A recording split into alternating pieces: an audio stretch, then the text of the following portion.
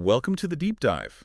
Today, we're tackling The First 90 Days by Michael Watkins. Okay. You know, you've got like tons of notes and summaries on this one. Right. And that tells me you're really serious about making, a big impact in this new role. Absolutely. But information overload is a real thing.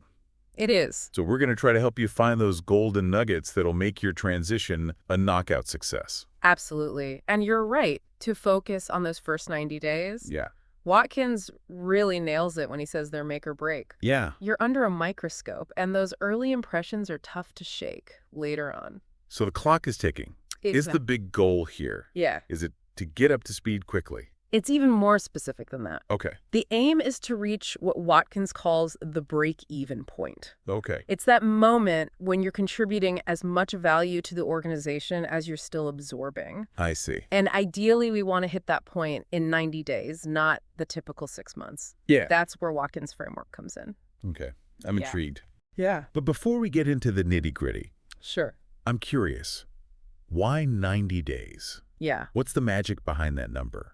It's not so much about the number itself, but about the psychology of transitions. Okay. Think about it. The first 3 months are when you have the most fresh perspective, Right. the most energy, and frankly, the most leeway to make changes. Yeah. After that, expectations solidify, routines set in, and it's harder to shift gears. Makes sense. Yeah. There's a sense of urgency and opportunity in those early days. Absolutely. But hold on. The book starts by talking about how much the whole career landscape has changed. Oh, yeah. It's not our parents' career path anymore, is it? Not even close. No. We're living in the age of the portfolio career. Right. People are moving jobs, getting promoted, changing directions way more often than previous generations. Right. On average, professionals go through something like 13.5 transitions in their careers. Wow. That includes everything from promotions to lateral moves to starting their own businesses. So basically, mastering the art of transition isn't a nice-to-have skill. It's essential. It's a must-have. We're all going to be doing this over and over again throughout our careers. Absolutely. And Watkins doesn't sugarcoat things. Yeah. He jumps right into the common pitfalls that trip up new leaders. Let's hear them. Okay. What kind of traps should we be watching out for? Well, he outlines 7 of them. Like, One is clinging to old habits. right. It's natural to fall back on what worked for you in the past. Sure. But that can backfire if the new situation demands a different approach. Oh, I've been there. Yeah. Trying to force-fit old solutions onto new problems. Yeah, Not pretty. not at all. What are some of the other pitfalls? Another common one is setting unrealistic expectations, Yeah. either for yourself or for your team. Yeah. You come in all fired up, ready to revolutionize everything, Right. but that can lead to disappointment and frustration if you don't set realistic goals. It's important to pace yourself. Yes, And recognize that change takes time. it does. You can't expect to turn a tanker around on a dime. Exactly. And another trap is diving into action without fully understanding the situation. Oh, yeah. It's tempting to want to make a quick impact. Right. But Watkins cautions against making big moves before you've taken the time to assess the landscape, gather information, and build relationships. It's like that saying, ready, fire, aim. Right. Not exactly a strategy for success. Not at all. But Watkins offers a much better approach, right? He does. That virtuous cycle he talks about. Yes. And what's fascinating is that Watkins argues that securing early wins Yep. isn't just about showing competence. Okay. It's actually about building the psychological safety for you to make bolder decisions later on. I see. It's like you're earning the team's trust with each small victory. Okay, I see where you're going with this. Yeah, So it's not just about looking good. right. It's about creating a foundation for more significant change down the line. Exactly. But tell me more about this virtuous cycle. Okay. How does it actually work? Well, it starts with those early wins, Okay. achieving quick, visible results that demonstrate your competence and build momentum. Right. These wins then fuel the next part of the cycle, which is building strong alliances. Because people are more likely to support someone who's already demonstrating success. Exactly. They want to be on the winning team. Exactly. And those strong alliances then give you access to more information, Yeah. better resources, and greater influence. Right. This, in turn, allows you to make better decisions and achieve even bigger wins. It's like a snowball effect, Yeah, but in a good way. it is. Each success builds on the last, creating a cycle of positive reinforcement. That's the idea. And it's in stark contrast to the vicious cycle of failure that Watkins describes. Right. In that scenario, early missteps lead to a loss of credibility, Yes, which makes it harder to build alliances and access resources. exactly. That sounds like a downward spiral. It is. You make a bad decision, people lose confidence, and then it becomes even harder to turn things around. And getting out of that spiral can be incredibly difficult. Right. So how do you avoid it? Yeah. Well, that's where Watkins's famous 9 steps come in. Okay. They form the core of his framework and provide a roadmap for achieving that virtuous cycle. Okay, give me the highlights. All right. What are the key steps that will set me up for success in those crucial first 90 days? Well, remember, they're all interconnected, Okay. but let's focus on 3 of them for now. Okay. The first is prepare yourself. Okay. This step is all about making the mental break from your previous role and getting into the right headspace for the new one. I can see how that would be important. Yeah, You don't want to be dragging baggage from your old job into the new one. exactly. And part of preparing yourself is doing a brutally honest assessment of your strengths and weaknesses. Okay. What are you really good at? Right. Where do you need to improve? Okay. And equally important, what are your blind spots? Oh, that's a good one. What are the things you don't even realize you don't know? So it's not just about knowing your strengths. Right. It's about recognizing those areas where you might need help or guidance. Exactly. And how do you go about uncovering those blind spots? Well, there are a few things you can do. Okay. One is to seek feedback from trusted colleagues or mentors, Yeah. people who will be honest with you about your areas for development. Right. Another is to reflect on past experiences where you've faced challenges or setbacks. Yeah. What can you learn from those experiences? Okay. What patterns emerge? So it's about being open to feedback, even if it's not always positive, Yeah, and using those insights to grow and learn. exactly. Okay, I'm starting to get a feel for prepare yourself. Yeah. What's the next step in this 90-day roadmap? The next step is accelerate your learning. Okay. This isn't just about soaking up information, it's about having a structured approach to learning. Okay.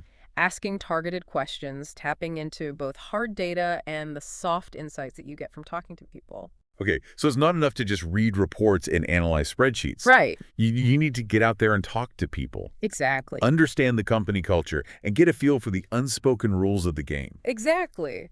Watkins suggests developing a learning plan Oh, interesting. for those first 90 days. Okay. This might involve identifying key people to meet with, I like it.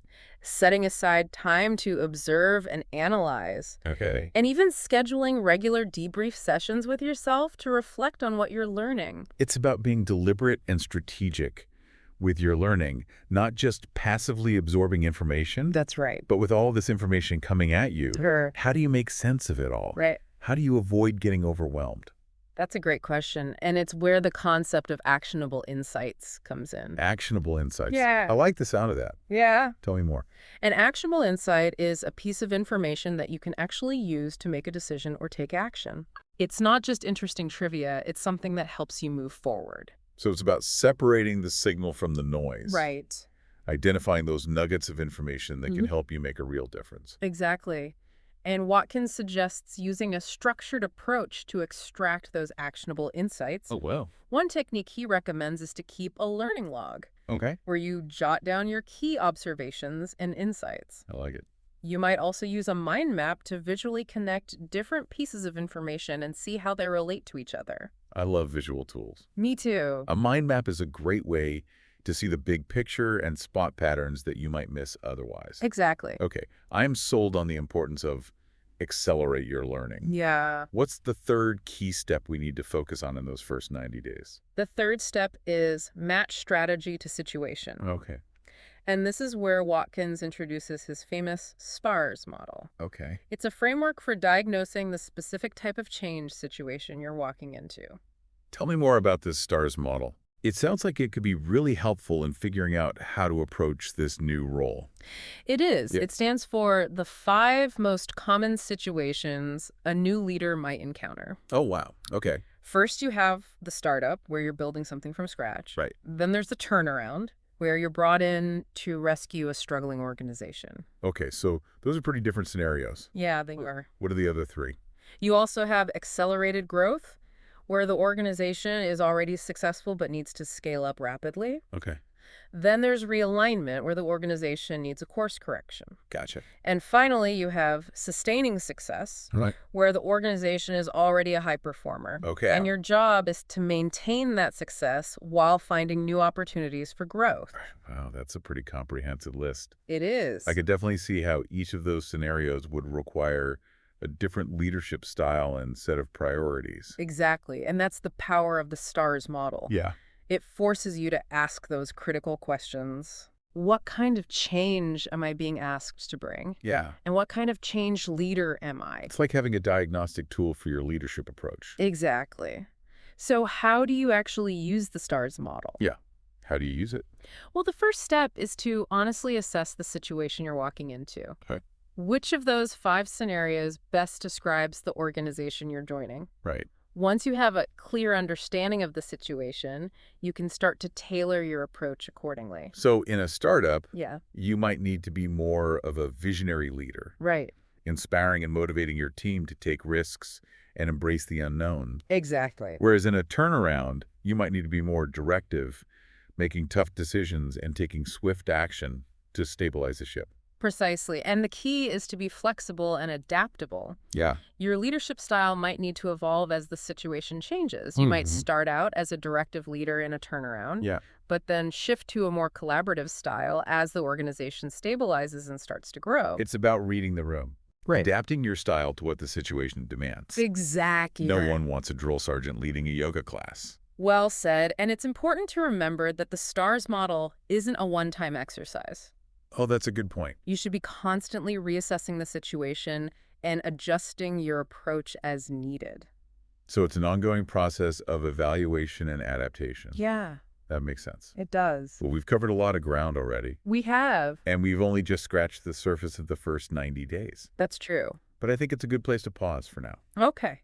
When we come back, we'll dive into the next 3 steps in Watkins' framework, starting with secure early wins. Sounds good. Welcome back.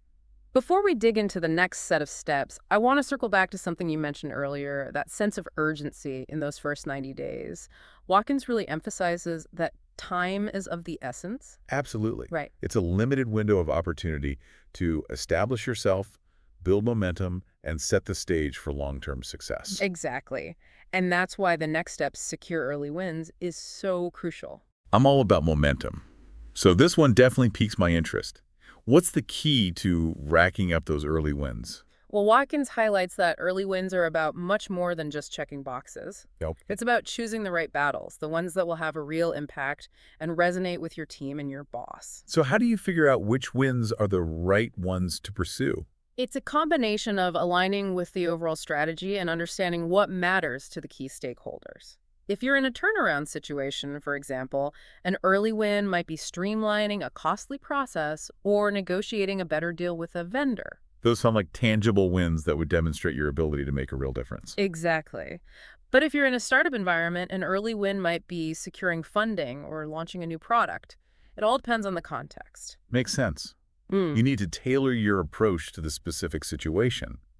But how do you actually go about finding those early win opportunities? Watkins suggests looking for what he calls low-hanging fruit, those quick, achievable wins that can generate visible results in a short amount of time. I love that analogy. It's about finding those ripe opportunities that are just waiting to be plucked. But sometimes those low-hanging fruit can be harder to spot than you think. You're right. It requires careful observation, asking the right questions, and really listening to your team. Watkins recommends talking to people at all levels of the organization, not just the senior leaders. Because sometimes the most valuable insights come from the people who are closest to the work, the ones who are actually dealing with the day-to-day challenges. Exactly. They might have ideas for improvements that have been overlooked or dismissed. So once you've identified those early win opportunities, Mm. how do you make sure you actually achieve them? Well, Watkins emphasizes the importance of setting clear goals, developing a plan, and communicating it effectively to your team. He also stresses the need to delegate effectively and empower your team to take ownership of the work. Because you can't do it all yourself. Yeah. You need to build a team that can execute the plan and achieve those wins. And once you've achieved a few early wins, it's crucial to celebrate those successes and recognize the contributions of your team. Absolutely. It's about building momentum, creating a sense of positive change, and reinforcing the message that success is possible. Okay, early wins are in the bag. What's next on our 90-day journey? The next step is negotiate success. And this one focuses on one of the most important relationships you'll have as a new leader, the relationship with your boss. I'm guessing this is about more than just getting along with your boss. It's about setting clear expectations and making sure you're both on the same page. Exactly. Watkins argues that proactively managing this relationship is crucial for your success. And he suggests having 5 key conversations with your boss during those first 90 days. 5 conversations. What are they? The first is the situational diagnosis conversation. This is where you and your boss agree on the nature of the STARS situation you've inherited. Is it a startup? A turnaround. It's about making sure you're both seeing the situation through the same lens. No point in charging ahead with a growth strategy if your boss thinks you're in a turnaround scenario. Exactly. The second conversation is about expectations. What does your boss expect from you in the short and long term? How will your performance be measured? What are the key milestones you need to hit? It's about setting clear expectations from the outset, so there are no surprises down the road. The third conversation focuses on resources. What do you need to be successful in your role? This might include budget, staff authority, or even just access to information. It's about having that crucial conversation about what you need to get the job done. No point in setting ambitious goals if you don't have the resources to achieve them. Right. The fourth conversation is about style. How do you and your boss prefer to communicate? How often will you meet? What kind of information do you need to share? It's about establishing a communication rhythm that works for both of you. Some bosses are hands-on, some prefer to delegate. Yeah. You need to figure out what your boss expects and adapt accordingly. And finally, the fifth conversation is about your personal development. What are your long-term career goals? How can your new role help you achieve them? It's about making sure your new role aligns with your personal aspirations. It's a win-win. The organization benefits from your skills and experience, and you get the opportunity to grow and develop. Exactly. And Watkins emphasizes that it's not enough to just have these conversations once. These are ongoing dialogues that should continue throughout your tenure. So it's about building a strong, trusting relationship with your boss, one that's based on open communication, mutual respect, and a shared understanding of goals and expectations. Absolutely. But negotiate success isn't just about managing up, it's also about having similar conversations with your team. That makes sense. You need to set clear expectations, establish communication channels, and make sure everyone understands the overall strategy. But how do you tailor those conversations to the team level? Well, the content will naturally be different. You'll be talking about team goals, individual roles, and the specific challenges and opportunities you're facing. But the principles are the same: open communication, clear expectations, and a focus on building relationships. It's about creating a team culture where people feel comfortable speaking up, sharing their ideas, and raising concerns. And remember, these conversations aren't just about giving directions or gathering information. They're also about building buy-in, fostering a sense of shared purpose, and creating an environment where everyone feels valued and respected. It's about leadership as a partnership, not a dictatorship. Hmm. Okay, negotiate success is checked off the list. Now let's talk about build your dream team. This one seems especially crucial because no matter how brilliant your strategy is, you can't achieve it alone. You're absolutely right. Building a high-performing team is essential for any new leader. And Watkins provides a framework for doing just that. He outlines 4 distinct phases: assessment, evolving the team alignment, and leading the team in action. Okay, let's break those down. What happens in the assessment phase? Assessment is all about understanding what you're working with. It's about objectively evaluating the strengths and weaknesses of your existing team. Who are your A players, who has potential to step up, and who might not be the right fit for the new direction. So you're not just looking at technical skills, you're assessing things like cultural fit, teamwork abilities, and leadership potential. And I'm guessing those uniform questions come in handy here again.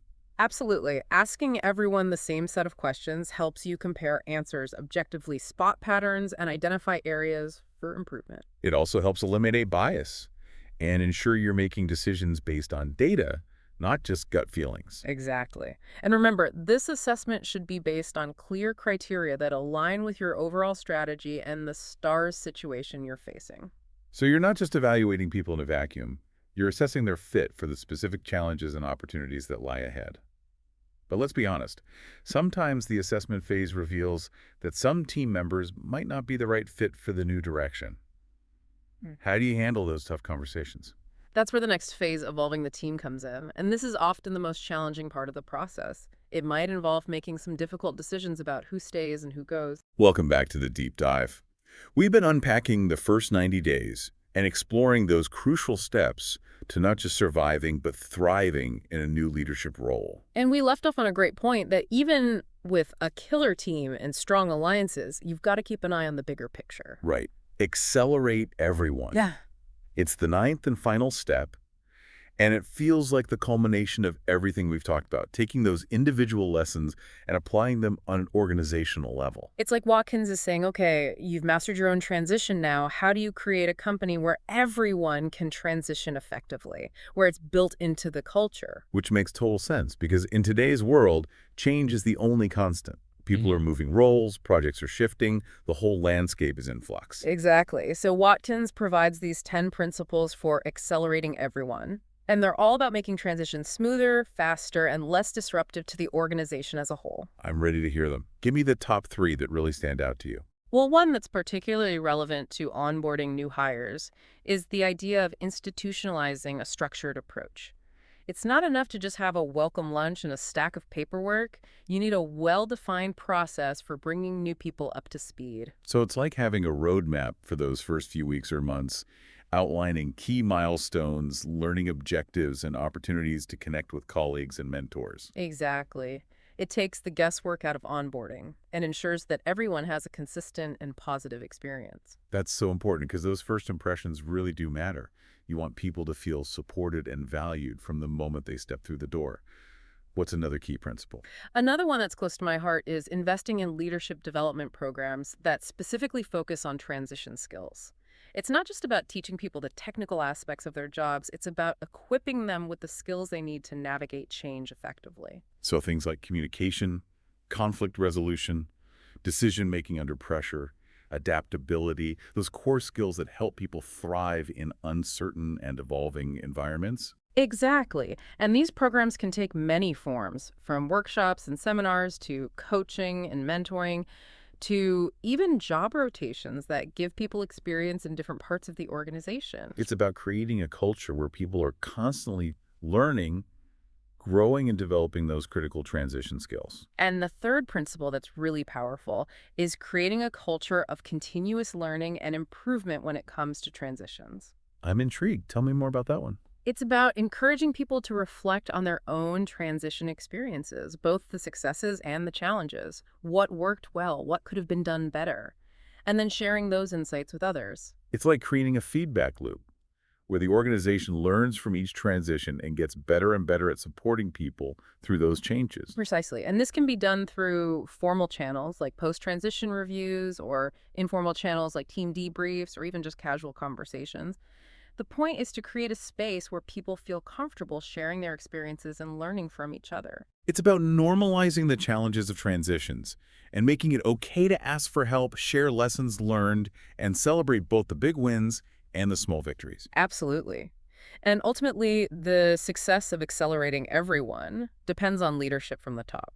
If senior leaders don't embrace these principles and model them, it's unlikely that the rest of the organization will follow suit. So it's about walking the talk, demonstrating the value of transition mastery through your own actions and behaviors. And that brings us to the end of our deep dive into the first 90 days. We've covered a lot of ground, from the individual steps for navigating a new role to the organizational principles for creating a culture of transition mastery. It's been an incredible journey. I feel like I have a whole new toolkit for approaching my next transition and for helping my team navigate change effectively. And remember, it's a journey, not a destination. You're going to make mistakes, you're going to face challenges, but that's all part of the learning process. Embrace the ups and downs, stay curious, and never stop learning. And most importantly, don't forget to celebrate those wins, both big and small. They're what keep us motivated and moving forward. Thanks for joining us on this deep dive. We'll see you next time.